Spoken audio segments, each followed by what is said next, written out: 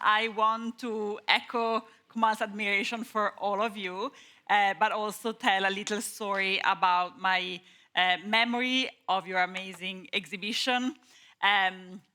Connie, when you were working on WACK, I was a student at Bard, CCS. It was a long, long time ago. And I remember that you came in 2000, I believe it was 2004. So you were just really like working on the making of the show. And you came to present to all of us students, very opinionated. And I remember how mind-blowing that presentation was for all of us, and for me also coming, from Italy, and it was my first year in New York, and listening to you describing the process of curating this massive exhibition was incredibly inspiring.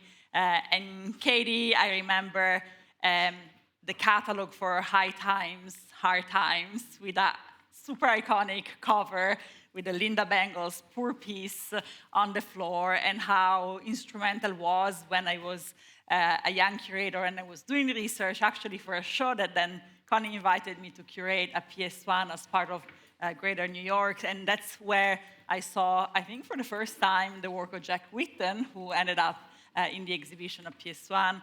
And then Cecilia, Radical Women, was really a mind-blowing book and exhibition that I saw many times, and it was so incredibly helpful for me as I was preparing also the Venice Biennale. I got to know so many new artists whose practice I wasn't familiar with, and I ended up including many in the show, for instance, Leonora De Barros or Tecla Tofano, who I really was not familiar. So this is just to say how honored I am to be here with you and how influential all of your work has been.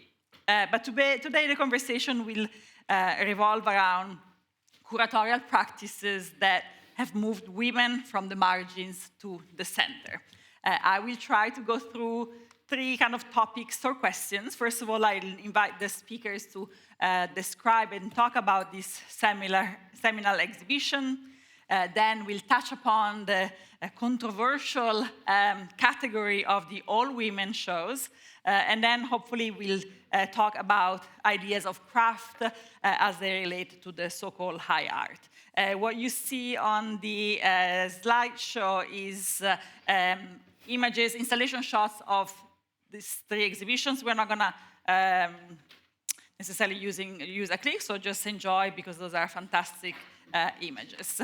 And now I would love to start with the first one. So I'm gonna start with Connie, and I would love to invite you to describe the exhibition WACK for those of us, for those in the audience who have not seen it, and for all of us who love to remember it, and especially maybe talking a little bit about the genesis of the show, how long you worked on it, but most importantly, what was the context, the institutional context of this exhibition? Was there a specific void that you were trying to fill in that experience? Thank you, Cecilia. And before I attempt to do that, I just want to thank Kamal for bringing us all here. This is totally extraordinary, and I know we all feel buoyed and lifted by everything that's happened. So thank you, and thank you, Cecilia. Your shows have been so influential to me, and I look forward to many more and even bigger platforms over time. So, and it's funny you mentioned Bard. I remember that day very well, and that was like one of the most critical audiences I faced the entire time, of course. But the show, I mean, there are many places I could start, I guess, talking about it.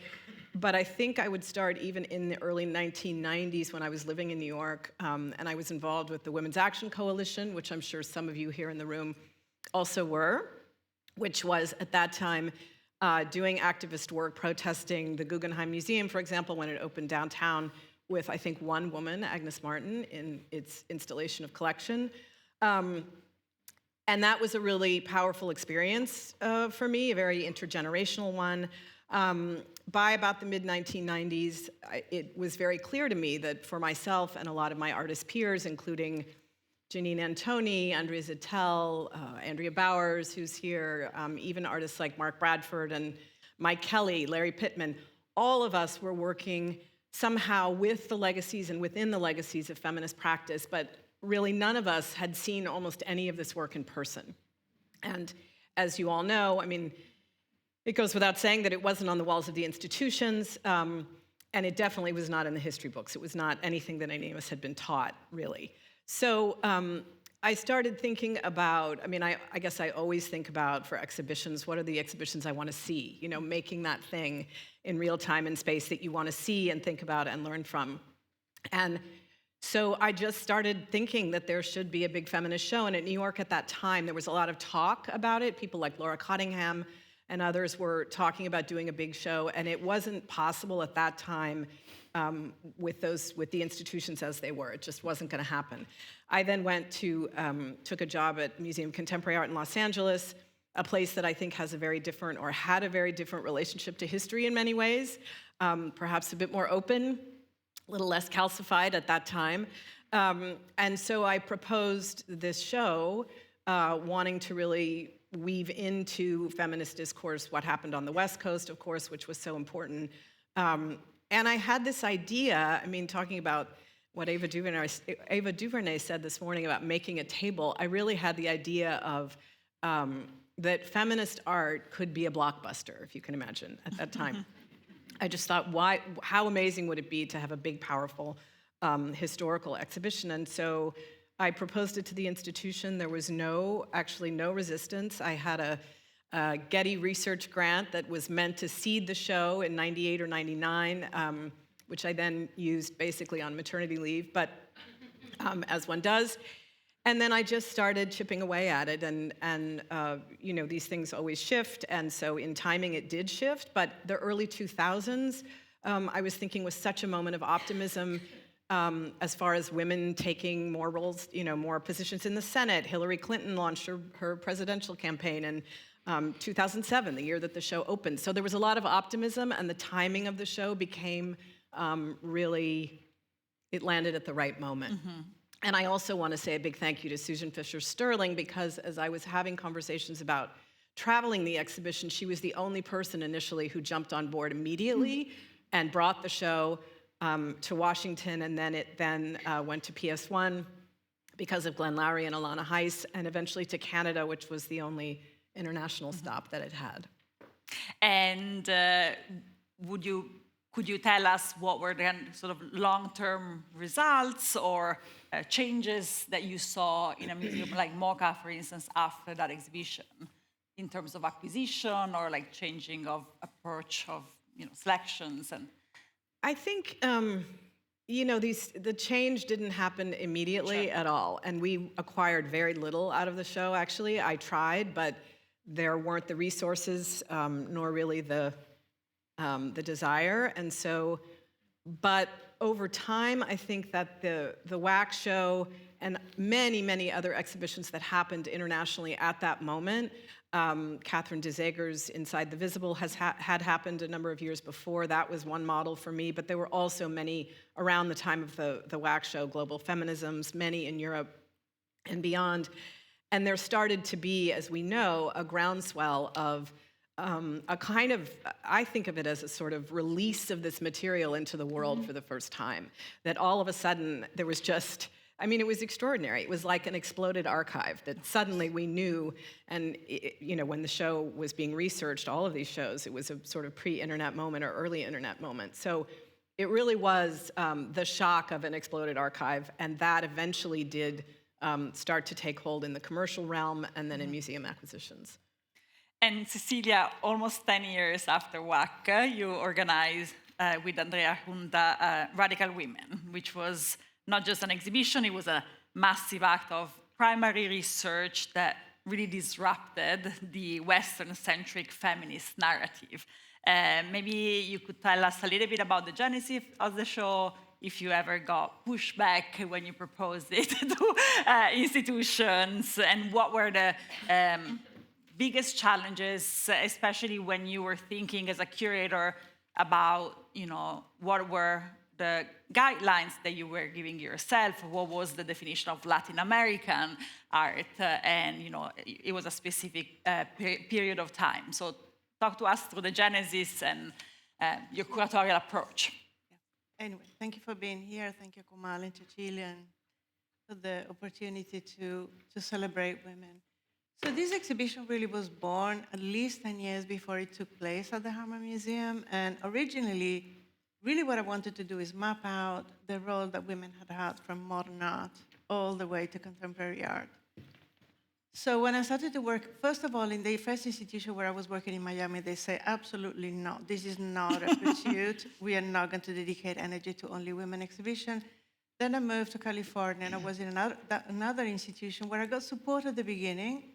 At one point, we had 450 women in the exhibition. And we know that whenever you want to reivindicate a field, encyclopedic shows are not the right thing. I mean, you can see, for example, the exhibition of Making the Mark, or any type of exhibition needs to have a really kind of a strong argument in a way to make a case, not simply to be an accumulation. So we realized that we needed to decide. By then I was working with Andrea Giunta, so we decided that the area that was less research was the inception of all the languages of contemporary art, all the kind of radical experimentation that we understand as contemporary art today, that now we acknowledge that women were a very big part of it, conceptual art, performance art, etc.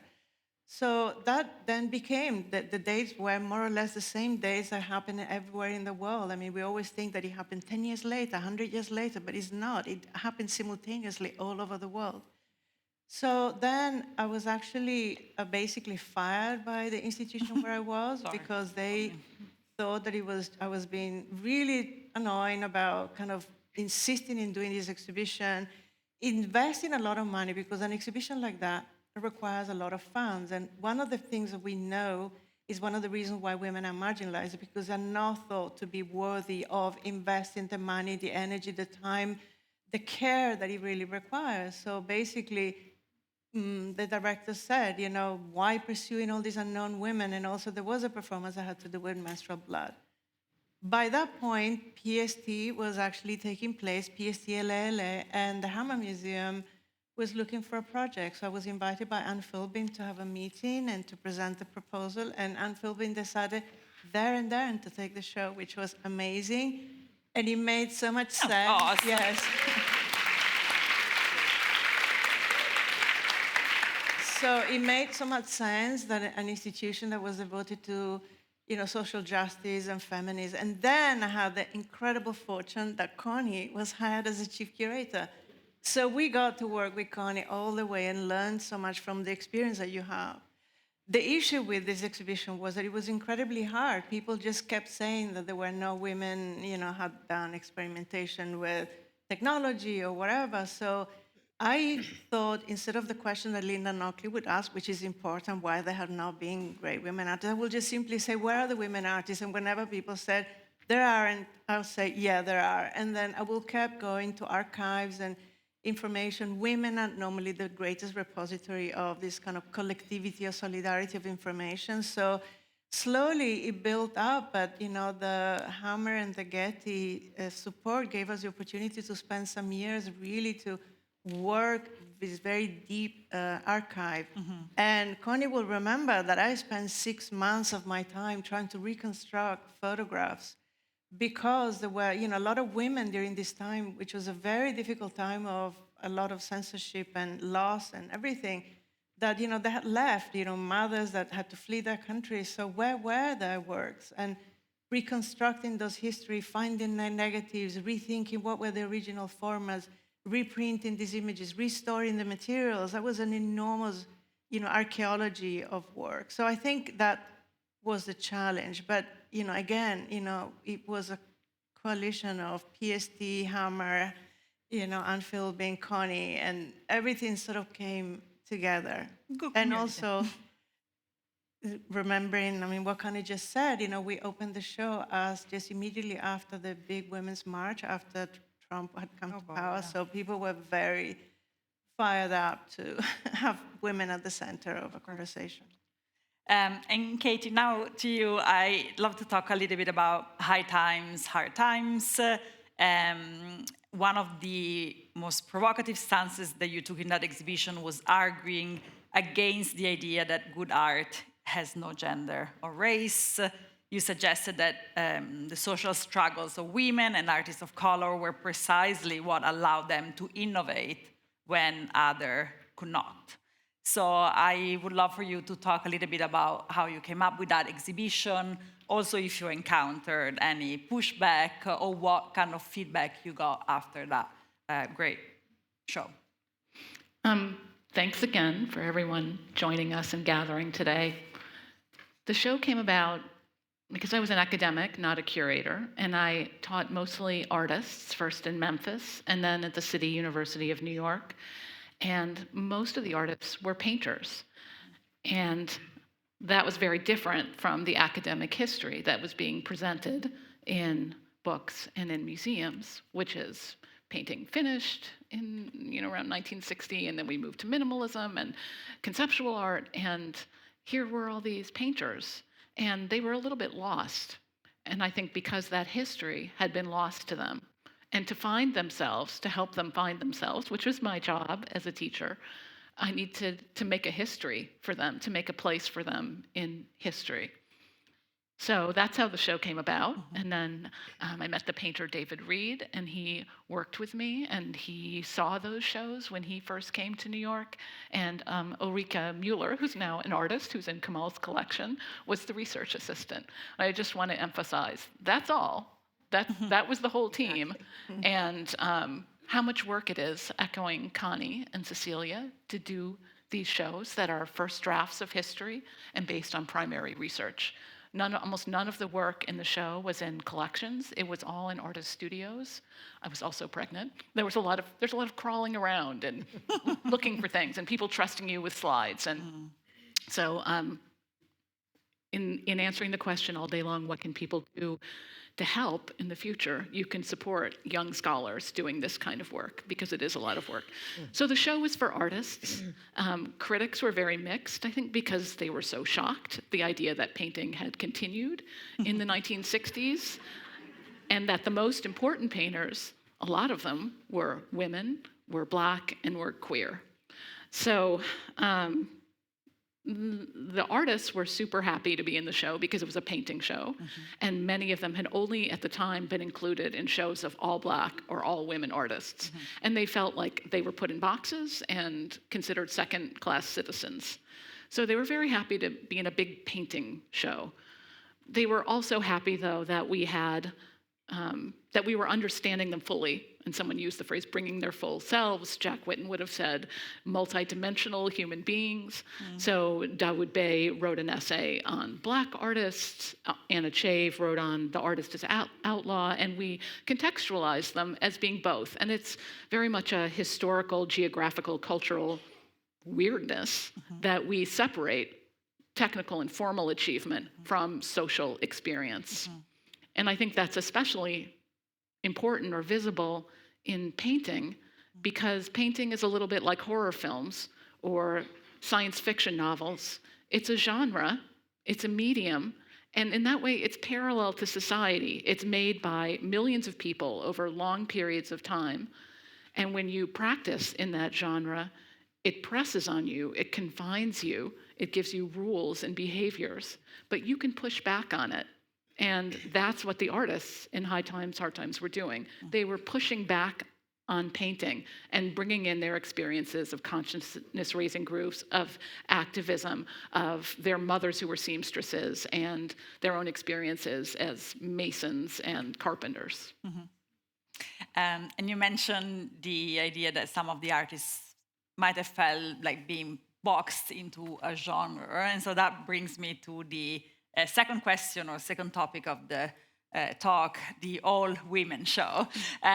Of course, there has been a long, very active debate whether these exhibitions still make sense, whether they are a tool to correcting the past, or they have the opposite effect of just boxing women artists or labeling them in a category, in a unique category.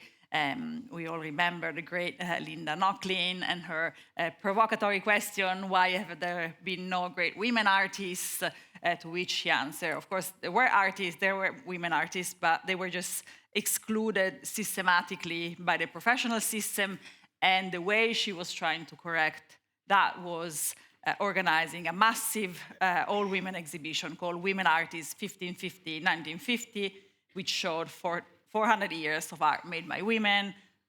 I also want to mention the great Lucy Lippard, who curated several exhibitions of women artists.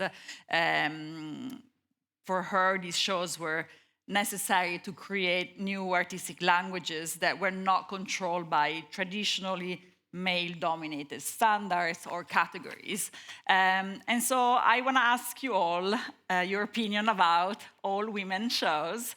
And I will start with Connie and Cecilia, because both WACK and Radical Women were only women shows. And I'm curious to first to hear your opinion about that, and if your opinion now is different from your opinion of when you did these shows, almost 20 and almost 10 years ago, and how you felt as curators. And this question is not critical, I ask myself all the time. How do you think of artists that don't necessarily embrace the category or the label of woman artists or feminist artists, and they are maybe vocal about it, or they just have conversations with you? So how do you work out that challenge? So either Connie or Cecilia, you can start. Yeah, I mean, with WACK, I expected more resistance from the women, and it almost didn't come. I mean, there were a couple of artists where there were interesting conversations, and I think that Barbara Kruger, and I've said this before, she knows, was the only person who said she wouldn't be in the show, but it wasn't because it was all women, although secretly I wonder if it was. But she objected to the use of the word revolution in the title. She thought that it was, Interesting. yeah. But I also am just remembering that I had a conversation with Katrin de Zeger, who said she wished in certain ways, when I talked to her about Inside the Visible, that she had included men in the show. And there was a moment where I kind of went down that road, and I started imagining, groupings of artists where you would have, I don't know, a room of minimalism, say, and Carl Andre, who's a bad example, granted, but, but any man I could think of would just sort of suck the air out of the room immediately. That you couldn't, because of who these women were at that time and how there was such a kind of precarity to their histories, and it just didn't make sense. And I also believe that as long as there's a history that hasn't yet been attended to and written, whether it's based on gender, based on race, based on any of these multiple identities that often artists inhabit, many of them, that still when there's a history to be written, then you have to do that work before you then bring in the men. No, I agree with Connie. Yesterday we heard about the really terrible statistics of representation of women. The reality is that women are still really underseen and marginalized by the art system. So we continue to have to do the work to map out these women. And personally, I'm an art historian. I receive some critiques and say, feminist is also, men are also feminists. I say, yeah, but this is an art historical exhibition specific about the contribution of women. Sure. So I feel fundamentally that is absolutely necessary. But also, I always wonder, when people talk about stereotypes and the category of woman, I mean, it's almost like if it was a dirty thing, how to belong to that club, calling myself I remember when I started calling myself a feminist, I thought, oh my God, I'm making this huge commitment to understand. And I think of myself as a feminist in the way that Lucy Lippard thought herself, which is supporting other women. From that point of view, all of us are feminists here. Independently, and we did not call our exhibition feminist. We only had one artist that refused to participate because didn't like the category of woman. But I think that the category of woman is completely unruly, is completely expandable, open-ended. When people will ask me who is the most radical of the 125, I say, excuse me, there are 125 versions of radical. Why do I have to choose? One, why believe that you have to create hierarchies and so forth? And I feel that we need to do the work. I don't think it's the only model that we need to follow, as long as we work from a specificity, cultural, intersectional, gender, whatever, where you are actually create integrity versus the work. I think, I think it's valid. I mean, this exhibition, Making the Mark, is a completely intersectional exhibition. It kind of goes across all the mediums, goes across all ethnicities and so forth, and that's really powerfully interesting. So, we need to do the work. Katy, talking about intersectionality, sorry, I'm tired. I don't think you've ever done an all-women show, but I'm excited to hear your opinion about that, especially coming from a person who, a curator and art historian who has often explored how this history is through a different lens, through either a material lens, an identity lens, or a gender-focused lens. So I'm just curious to hear your opinion about this all-women show. Have you ever thought about organizing one? Or maybe you just hate them. No, like you, Cecilia, I'm interested in the almost all-women show, Yes. and then just sort of keeping it quiet and not talking about and seeing what people say, because women, like people of color and many marginalized people, are used to being an artist in shows that are almost all white men, and no one says anything about it. So Pretty Raw, which is one of the shows that flashed up there for a minute, is a show about the after. What if you started the history of art since 45, not with Jackson Pollock, but with Helen Frankenthaler, and then what evolves or unfurls from there, where a history where decoration, femininity, loss of bodily control, and spill, what if those aren't derogatory terms but are valorized? So that show was probably 90% women, a little bit like Venice, but Christopher Wool there in the background, Sam Gilliam, but not in the center, on the side, because they were influenced. Like Carol Dunham was a studio assistant. So, but I think when we started this project, Making Their Mark, 5 or 6 years ago, and Mark and I started on the book, and I started on the research for the acquisitions, a lot of colleagues said, why are you doing that? Or isn't that kind of done? Or because during and it was before 2008, it was before the current collapse, economic collapse. And when times are fat, everything seems like, oh, there's enough for everybody. It's fine. Women are, everybody's fine. But like Sandra was saying, it's never fine. We're always going back through these cycles.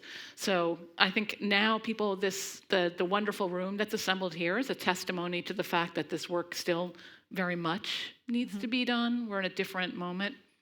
And I'd also say that for students and for museum audiences who in Baltimore and San Francisco and the museums I've worked in, we were always asking, what do you think? What do you want to see? People want to see shows about women, by women, about gender in an expansive way, because they want to see people who are treated like objects by the dominant culture as subjects. And it's as direct as that. And until women stop being seen as objects, until Black people, brown and Black people, stop being seen as objects, we need shows that show people as fully thinking, feeling, making subjects. Of course.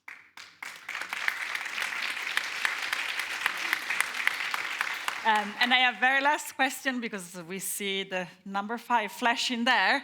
And I think, Katy, I want to start with you, because you mentioned that briefly, but a broad question about historical distinction between art and craft. I think what you have done with Mark for the book of Making the Mark is an amazing instrument to create scholarship about artists who have not had that kind of support.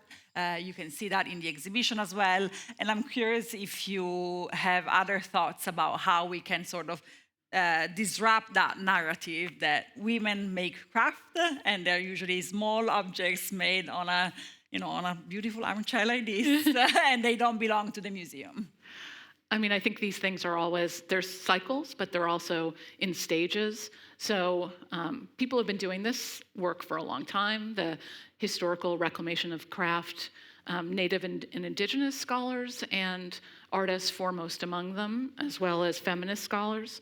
And so one step, and I have somewhere in there Lynn Cook's great show, Woven Histories, which was here and at MoMA and LACMA, and that's one step where you're taking work by artists who work within the craft field and assimilate it to modernism. You put it in the museum and you put it in the same room with Annie Albers and Joseph Albers, or, and obviously in your show that had a strong presence as well. But you assimilate it to a history that already exists. I think a second further step would be to try and think of new ways to incorporate craft into the museum, the way it was historically before the 1980s when the art market really took over, the way it really is in different geographies and cultures where craft has a very different social place. So I see that as the next steps, to stop trying to make it acceptable because it's like modernism or useful for modernist artists, but these are things on their own with their own histories.